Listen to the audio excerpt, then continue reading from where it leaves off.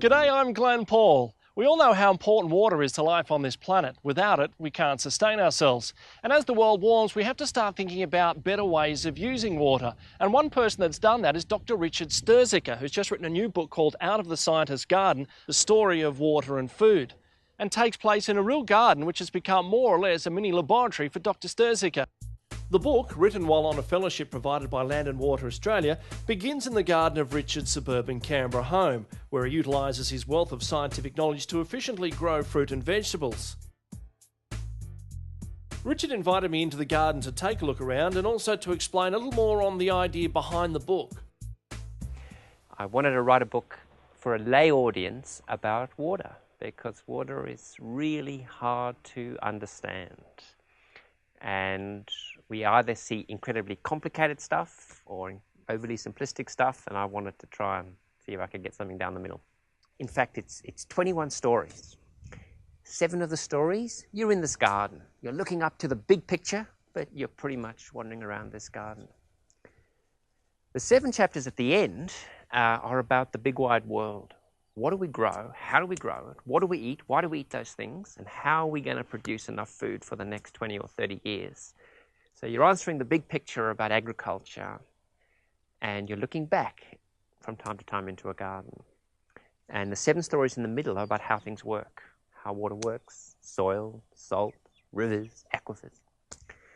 So what you've got is 7 stories about a garden that make a story. And you've got 7 stories about the world that make a story. And you've got 7 stories in the middle about the way things work.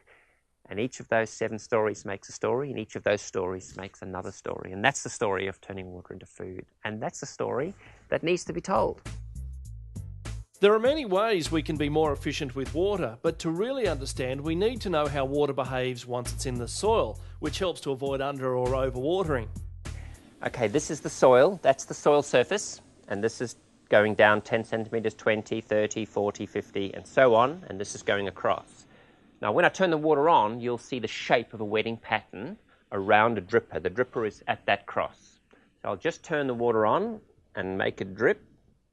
Okay, now we've got 20 litres of water in our tank, and here comes the water.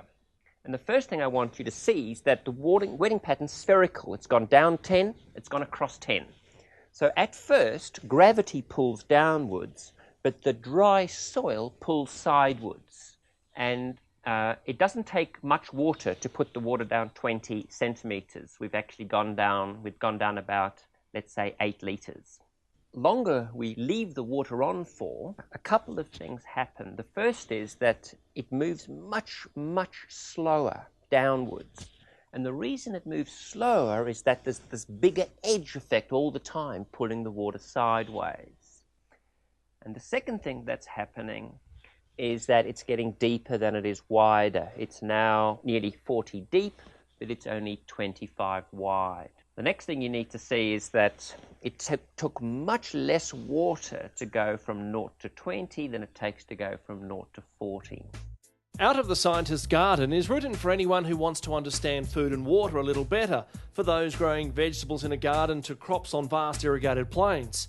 But it's also for those who've never grown anything before but still wondered how we're going to feed the world's growing population with our shrinking resources. Well, someone walked into our garden the other day and said, I'd love to have a big garden like this, but I'm really guilty about using all that water. Well, the trouble is, if you eat, you use water. In fact, every calorie of food you eat takes about 1 litre of water to produce, and most of us go through about 3,000 of those a day. This tank holds 4,500 litres. That's 500 of these watering cans. And I eat enough to go through most of this in a day. And in fact, the most important way to save water is to get big yields, because it's really how much food do I grow per unit of water I use. It's not just how much water I use, it's what I grow. And if you know how to get everything else right, if you know how to plant the right things at the right time, if you know how to manage the crops, the fertilizers, the whatever you use, and get the maximum yield for the water you're using, then you're producing the most crop for the least amount of water. The book explores the how and why questions about the way things grow before moving on to stories about soil, rivers, aquifers and irrigation, but avoids the gardening book type recipes, as I found out when I asked Richard for a typical gardening tip. Well, through the book, I have to say I avoid recipes. You know, I started out like that. I started out saying, here's a recipe to do the perfect garden, and I've given up on recipes. I think I've left with one message, which is learn by doing. Observe and measure, observe and measure. It sounds really difficult, but actually it's not that hard.